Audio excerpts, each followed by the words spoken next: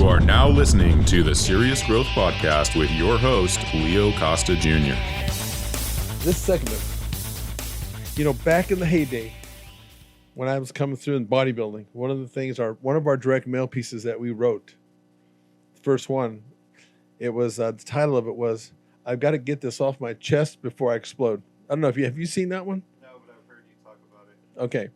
And so I can really, I get like this. I've been like this and get like this throughout my career. And so what I want to do is I want this segment basically to be called, I got to get this off my chest segment. Okay.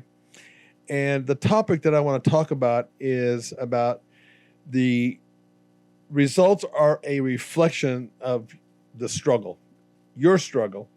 And that applies to people of all walks of life in the industry, as far as I'm concerned. I think when you see people that rise to the top, I told you that, Charlie, that I watch a lot of these documentaries on different types of people who make it in an industry.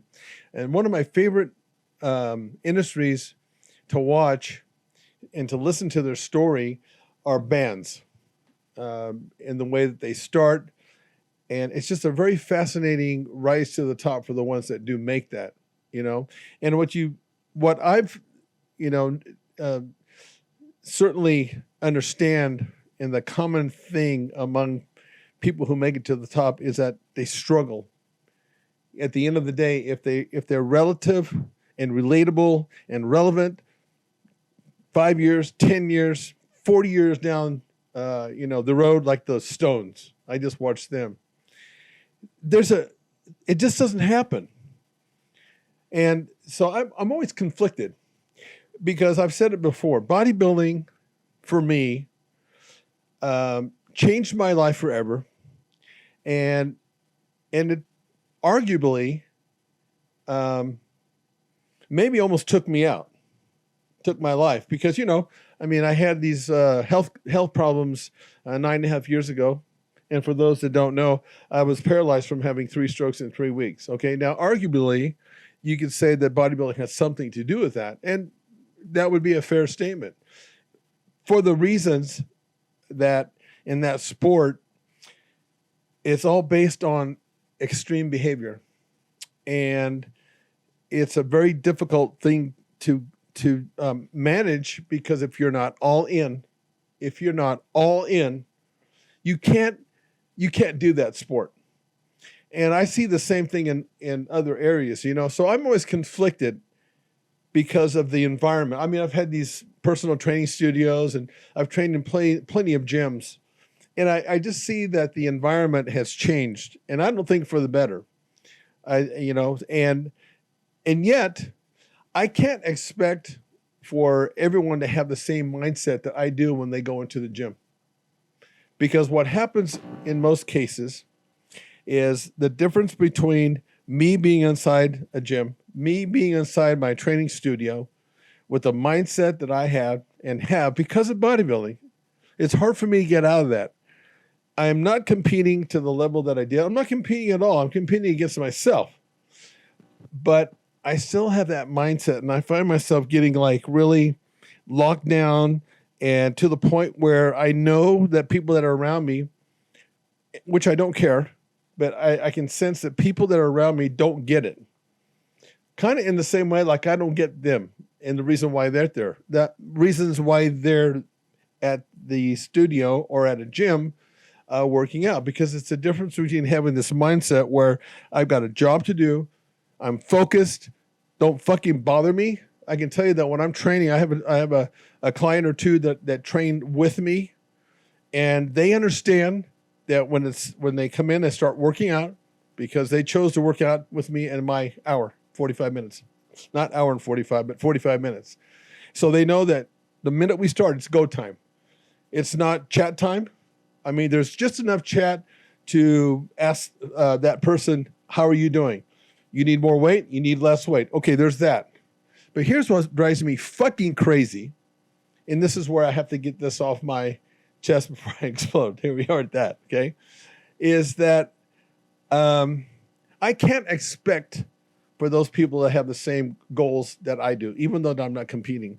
But what drives me crazy is when I see people in there that are, here's the difference. When they come in to chit chat, play patty back, or, have high fives and huggies, and they are talking and chatting, and then a workout breaks out every once in a while. That bugs the shit out of me. And so I'm always torn with that, because I can't expect them to be all thinking the way that I'm doing. You want me to say something? Well, I do. And I want to, how I think it relates, because I know you well enough, and I know that you're not really that person that really is into the gym. You go in and do it. I get it. But think of it this way. How about if you have a band, 4 members in a band, and you got one member in that band that likes to chit chat while you guys are trying to cut a record or come up with some creative shit. And you got this one guy, maybe two guys that just want to chit chat. They're not putting the music first. It's kind of second. Do you get what I'm saying? What were you going to say? 100%. All right, let's take a quick break so I can tell you about our product. Do you want a bone-crushing grip? Good, because you're gonna get one with the amazing new TRS gripper. It's a progressive grip builder with longer handles and a special ergonomic design that's like a dozen hand grippers in one. Start off easy and work your way up to quickly build your grip strength from wet noodle to pulverizing. The package includes a video from the world-famous strength coach, Dr. Russ Horine, the man who worked with Leo Costa to help bring you big beyond belief in the Bulgarian Power Burst. Dr. Horine shows you a simple and easy to follow workout plan that takes just minutes a day right from in front of your TV set if you want. So click on the link below and let's get started building you a stronger, firmer, bone-crushing grip. I get what you're saying. And I think it's one of the reasons I kind of left playing music. But I think it's just what it comes down to is the people that make it, like yourself or the musicians even watching, it's who you are. Like when I edit, I put this more with me in, Okay. in the movies. I wanted to get to where you could really relate to this. I don't understand other people. And it not because like a lot of the editors I work with are like the people at the gym where they're just kind of chit-chatting, but I mean people in life. Like I want to sit in front of my computer 24/7 and work hard. And other people are like, you don't want to hang out or go to the bar? I'm like, no, waste of time. Yeah. You get what I mean? I do. And the thing about that is that mindset that you have, because it's not all positive. And that's the thing. But it is based on a priority. Because what happens with it, your line of thinking, mine, I can 100% tell you that bodybuilding, not only did it have an impact on my physical life, but it had an impact on my personal life with being married at that particular time, because I was exactly what you're talking about. I was 100% in, but it impacts other things around you. And I get that. And maybe the sort of the motto or the thing that we learn from that is that it is about a priority and there's consequences for that. So which one is better? I mean, I don't know. I'm always struggling with that. I just know, and you have to agree with this, is that when I was in a past relationship a couple years ago, and I was focused on half and half, nothing happened. As soon as I got out of that relationship, and I said, "Hey, it's game time. I got this. I got a whole bunch of side jobs. Got this job. I was able to put the time that was needed into what was needed." Or same with the musicians. Same with you. If you can't 100% put yourself in, it's gonna be a hobby. Yeah, it's going to be a hobby, and you're always going to be conflicted to some degree. I mean, because not everybody's going to agree with that. And the lesson that you're talking about is 100% how the physiology works. Because the minute you start doing something half, trying to please both in this case, or trying to be let's just use an example, be a good father, be a good husband, and do your work. The minute you do that half, something's got to give. Something is going to be compromised. And that's a hard fact as far as I'm concerned. I think unless you have you were born with stupid natural talent. But which a lot of us are. Yeah, most aren't. Uh-huh. I think from a lot of the stories that I read about and, and see on some of these documentaries, it's like the ones that have the natural gift are actually, they actually don't ever live up to their full potential as much as the ones that have to work their fucking ass off. I mean, that's just, and again, you're right. There are people out there that are just naturals, but that's a minority. Everything I've done with the skateboarding, the music, the editing, I have others around me. We all get into it at the same time. Yeah. They're miles ahead of me the first week where it takes me like a year. Yeah. That's why I have to sit there in my room and edit 24 hours a day. Yeah. I have to work hard to get good at stuff. Yeah. I have no natural talent. Well, and again, look, there's plenty of people out there that are just not 100%, for example, natural singers with it. Like, I'll give you a good example. Adele's voice compared to Mick Jagger's voice. Mick Jagger doesn't have a great voice. Adele is pure. She can sit in a chair and sing the alphabet. It'll sound fucking fantastic. Yeah. Mick Jagger can't do that, but Mick Jagger's and the Rolling Stones, how big of superstars are they? I guarantee their tickets are still more than Adele today. Oh, hell yeah. I mean, these guys are still out there doing it. As far, based on what I just saw over the weekend, they're still out there. They're at what, 70 now? Maybe even 170. I don't know. They look like they're about 170, but they're still out there doing it. You can check that out, But it makes me crazy a little bit. And I have to bite my tongue, like in my own 77. Yeah. And they're still doing it, man. I don't know. And they're to an extent, especially Keith Richards, they're freaks of nature. I mean, he smokes about 1,000 cigarettes a day, and he's still doing it. And Mick Jagger runs up and down and all around.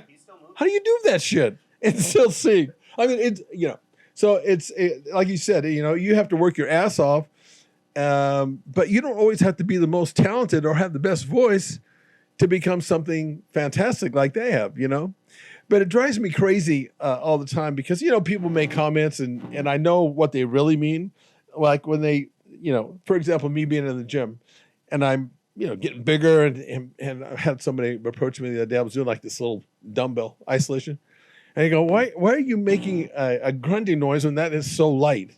It's like, obviously you don't know what the hell you're talking about. I mean, I'm biting my tongue. I'm thinking this, you see those in some shows every once in a while that somebody will say something to a guy and in his head he's thinking the shit that he wants to do to him. You know what I mean? I remember you telling me that and I didn't second guess you because I took karate. Yeah. You learned why you do that. Yeah. Like, go ahead. Yeah, I know that you're like, it releases like more energy and more. Well, the thing about it is people like that don't understand that there's a difference between training and weightlifting. They don't understand. How can they? But on the other hand, there are people out there that they settle. They use different reasons why they can't make the results that they want. And this is kind of where I'm always torn when people come in to the gym, because I think that there should be more people that make more progress. And it doesn't always have to do with the trainer. It has to do with the person themselves, because they don't actually jump on, and maybe that's not their goal, but it's like when they make comments to you, I don't want to look like that. Oh, gross. What they're really saying is that's just my way of letting myself off the hook, because I can guarantee you something. And Arnold Schwarzenegger said this to somebody who said, that's Arnold, that's gross. I don't want to look like you. He says, don't worry, you won't, type of thing. And sometimes it just triggers me. And I have to understand that what that person really means is that they don't understand. And I can't expect for them to have the same mindset as I do and focus. And I think that you're letting yourself off the hook. It's your way of lowering the bar for you to be able to attain what you're okay with as far as your own narrative. I'm okay with looking like this, but you know what? If truth be told, and this is my opinion, I think that more people would want to look different rather than settle. But settling is the easier path to go down. But how in so many parts of life people do that, right? I think it'd be different if you walk into the gym and you're cut you have a six pack and you're like, I don't want to be huge. Then you're like, okay, this guy has potential to be huge. Yeah. He just doesn't want to. Yeah. But someone that's a couch potato, I'm like, I never want to be like that. Then I get what you get what I mean. Yeah. And then you're like, yeah, well, you're never gonna look like that. Yeah. And you don't want to do nothing. Yeah. And the thing is as humans, we we rationalize to the bone as human beings, just for the sake of, look, that's how I can live with myself on a day-to-day basis. And yet I think that I've been that person, there was a time in my life where I had a lot of personal problems going through a divorce. And I even got to the point, Charlie, and this is me, a guy I had done all these competitions for, 12, 13 years. And I was hardcore into this thing. And then when I was going through all these personal problems, I gave it up. And I talked myself into the fact that I said, I don't want to do this anymore. It's part of the problem, my problems that I'm having. I blamed it on, I used different excuses to let myself off the hook. So 8 months later or 10 months later, I was like 80 pounds overweight. I mean, and then it got to the point where I had I think human beings have a tendency to, to be proactive when they're having a lot of pleasure or a lot of pain. And I don't think anything in between. I think it has to be at one of those extremes before you do something. And how many times are you having, and I heard this with a group, I think it was the Eagles, when they talked about, at first you're taking a bite out of the apple and it's good. And you take a bigger bite. And this is like your career is growing, all these concerts and your life. Then all of a sudden the apple starts eating you and it fucking eats you alive. And I think that's kind of where I got, in my career, because I was amazed that I had talked myself into the fact that I don't, this is something that I hate. I rebelled against bodybuilding. I rebelled against working out. I stopped. This is at a time when I had my own personal training studio, training clients. And I said, fuck this. I don't like this shit anymore. I was training clients and I was getting fat. I became a fat fuck, to tell you the truth. One day, and you talk yourself in such a way that you're in denial. Oh, I don't look so bad, that kind of thing. And then that one day, I think I've talked about this before. I walked outside and actually it's my car, the window, and I saw a quick reflection of me. And for that split second, I go, who the fuck is that fat fuck? That's what I was gonna say. Who the fuck is this? Oh, fuck, it's me. Okay, that pain, I still didn't come back to the gym. I still didn't go back to the gym, but I'll tell you what I did do. I started dieting like a motherfucker, and I said, I don't ever want to look like that again. Horrifying. And yet I thought I looked okay. Not bad. It happens fast. God damn, man. This is how much sometimes we fool ourselves. And of course, this is kind of what I'm talking about with people that come to the gym and I'm in a constant fight. I just keep telling myself, shut the fuck up. Just shut the fuck up. Don't respond to that stupid fuck or whatever, I don't know if you get that, if you have that, it's like All the time. get ripped apart, All the time. and so if I don't get this off my fucking chest before I explode, bad shit's going to happen. I have a lot more conversations than what I have. You get because they're all in my head. Yeah.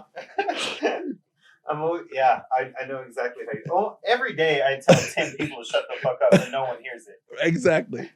I don't know, man. It's just, it drives me wild. And yet, I think, look, it's kind of like what happened to me when I had my strokes, right? I realized, because my mindset of all or nothing will never go away. I don't think it'll ever go away, Charlie. I'm just built that way. An athlete, athletic mindset, and then put on top of that a bodybuilder's mindset. It gets fucking crazy. Most people who don't go down that path can't really understand that. Like, I can't really understand the path that you go down as a creative artist, because from what I've seen a lot of times in the creative arts is the great ones are fucking crazy a little bit and a lot. I go back to when I was watching that band thing I was talking about, Axl Rose.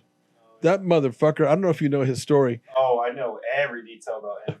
And I cracked up because I saw, oh my God, I saw where they were in, I think, LA, and he was throwing a fucking fit I mean, did you see that one footage where when he was singing? I don't know if these are the same. I think this happened, and then the next St. Louis. when somebody said something, camera, and he jumped out in the middle of those fuckers. And then the next show, I think they were like in LA. I don't know if it's the right order, but they arrested him.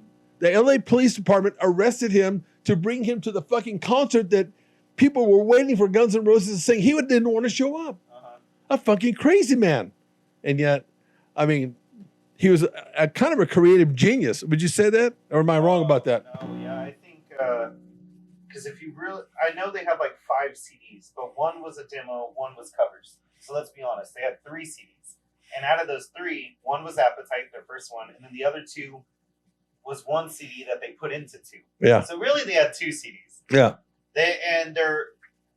I just think if they would have stayed together longer, that would have been, everyone says it, like Ozzy says it, but everyone, they would have been by far the biggest band ever. They're a huge band. Yeah. But I mean, there was something different. And a lot of it was, I would say Slash and Axl, but the main one was Axl's a genius. Yeah. Like a genius. And I even think stuff like, if you just go into YouTube, put Axl Rose incidents or whatever, it's hours of just crazy shit. And I think a lot of the genius is kind of stuff like that. Yeah. Making people wait 2 hours and everyone's like, what a dick. I'm like, no, I know what he's doing. Because he's building that motherfucker up. You know what I mean? I always got everything he was doing. Yeah. Is it right? I'm not saying it's right, but I got it. Yeah, it just seems like to me, because I lived that life, not to that extent, Charlie, but when I was in bodybuilding to that extreme, when I look back, when you're in that moment, you don't think the same way as when you're out of that moment. You look back and go, holy fuck, I was that guy. Yeah. To a degree. It's like, holy shit. No wonder people were calling me a fucking asshole and they thought I was this type of person. Because I was, but I almost had to be. You know, and I hate to use that as like a reason or an excuse. And like even this, how could you possibly, when you're in a band or being around somebody, how could you possibly live in that environment and it work out? I don't know how it can. I look back now, and I'm still that way. The difference is, I'm not as much as I was. I'm still extreme behavior. I had to learn. And one of the things I was going to tell you during this was one of the things I had to learn, and I was forced to learn it because it was do or die. It was, if I didn't learn how to compartmentalize my life, Axl Rose, everything was just like in one big bundle of, he didn't compartmentalize as far as from what I saw in that documentary. Everything was just all lumped into one. It's raw. And I learned that after having my health conditions, I knew, because when the doctor told me at the hospital, he says, I don't want you to compete again. I don't want you to go back for 6 months. I thought, he's out of his fucking mind, And that's, I went back too soon, and I relapsed and had the third stroke. But this is where, talking about that pleasure and pain, there was so much pain there that I knew I had to make a change. And Axl Rose had to make a change too. I mean, afterwards he talked, I don't know what he's like today, but I had to make a change. I had to compartmentalize my life. Because if I live life flat, I'm fucked. I'm going to be very unhappy. I already know how I am. I got to have something going on. I got to have something that I'm into so I can dive all the way into it, because the shit that I get into is based on passion. I learned that. I don't ever want to get into anything that it doesn't give me buzz and I'm not passionate about. I can't do that. It's too flat. I get bored and then bad shit starts happening. I get unhappy. You know what I mean? I don't know if that happens to you, but I had to learn how to compartmentalize. And what that did for me, and this is where I am today. What that did for me is I allowed myself to get batshit crazy, but just for a very short period of time.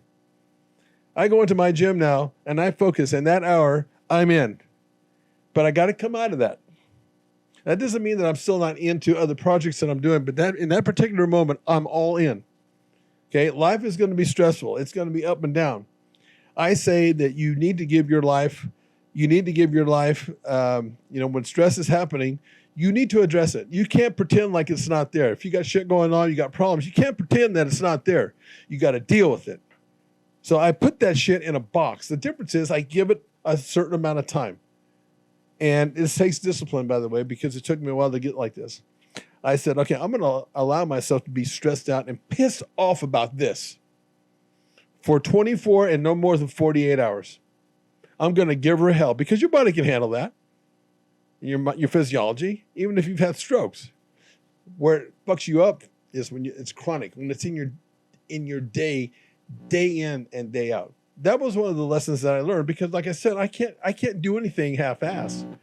It just goes against everything that I believe in. You know, do you experience some of these things? I mean, you're a young guy, much younger than me. You know, I'm the good news I think is that now that I've experienced this much life, I know shit, and I know shit that really works for me.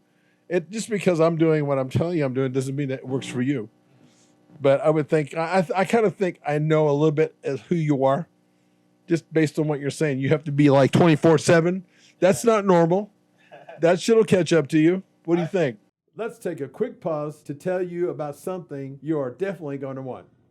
Do you want a bone-crushing grip? Good, because you're gonna get one with the amazing new TRS gripper. It's a progressive grip builder with longer handles and a special ergonomic design that's like a dozen hand grippers in one. Start off easy and work your way up to quickly build your grip strength from wet noodle to pulverizing. The package includes a video from the world-famous strength coach, Dr. Russ Horine, the man who worked with Leo Costa to help bring you big beyond belief in the Bulgarian power burst. Dr. Horine shows you a simple and easy to follow workout plan that takes just minutes a day right from in front of your TV set if you want. So click on the link below and let's get started building you a stronger, firmer, bone-crushing grip.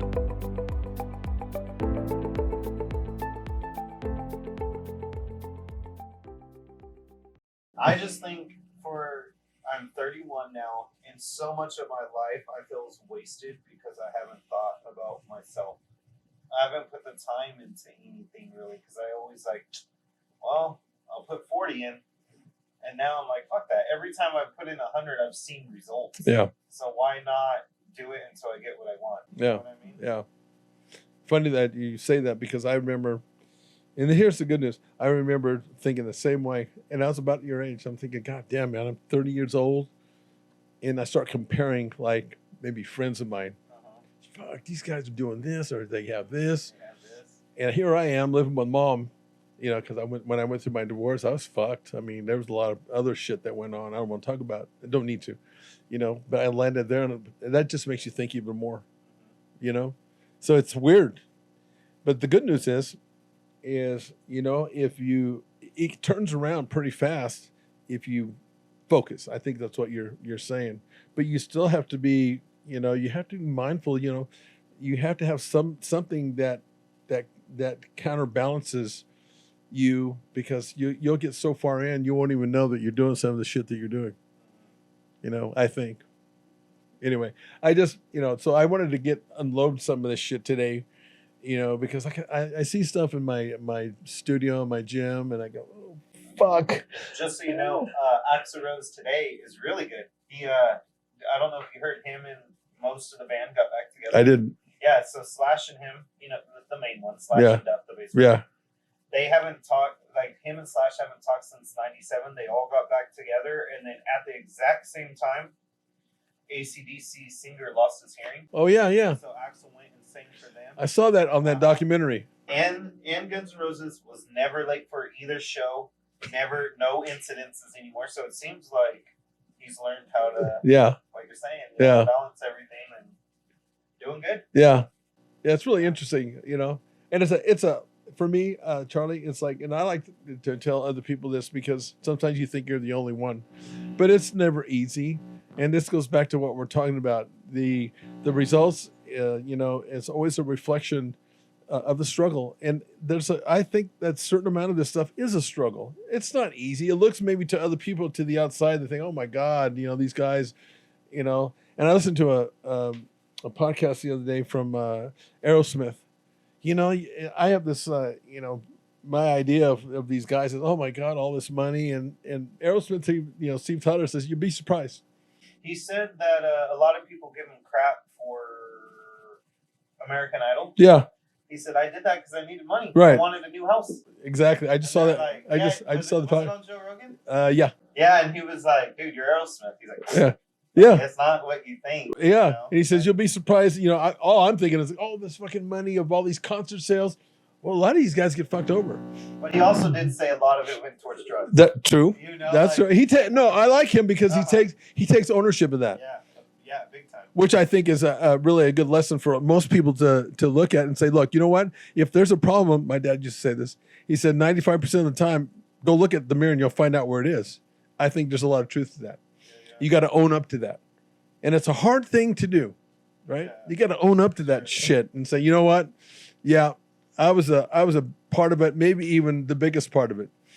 I know, like with people that are trying to recover from strokes, you know, they go into victim mode, you know, again, not because they can't think for themselves, because they can't face up to the part that they may have played in where they're at right now, you know. And I think it's the same thing with any walk of life. I had to take ownership of the fact that, because I always said at the beginning, it wasn't that. It wasn't bodybuilding. It wasn't that.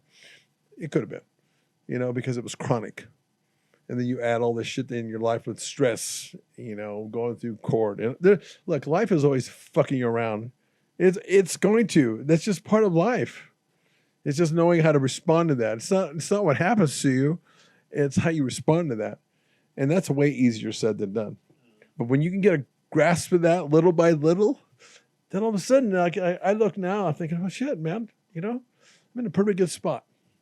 The difference is I don't let that, you know, it's like, okay, I'm not going to like let off. I want to be mindful. I don't want to get too cocky. I want to stay humble. Not that shit won't happen to you, but you're just a little more possibly prepared for it. Yeah. So anyway, so this is my segment today, was to get this, throw this shit up, you know, and talk a little bit how it applies to, you know, the bodybuilding, the sport that I'm in, the people that are around me that I deal with or don't deal with. And I just thought that there might be some correlation between my world and your world, and it sounds like maybe so. Yeah. Right? Yeah, 100%. 100%. Anyway, so until we come back in here again to let me get some shit off my chest before I explode, thanks for coming on the program, Charlie. Thank you. Thanks for listening to the Serious Growth Podcast. For more episodes like the one you just listened to, subscribe to us on your mobile podcast app and leave us a review. If you'd like to reach out, you can find us online at seriousgrowth.com. Until next time, train smart and train hard.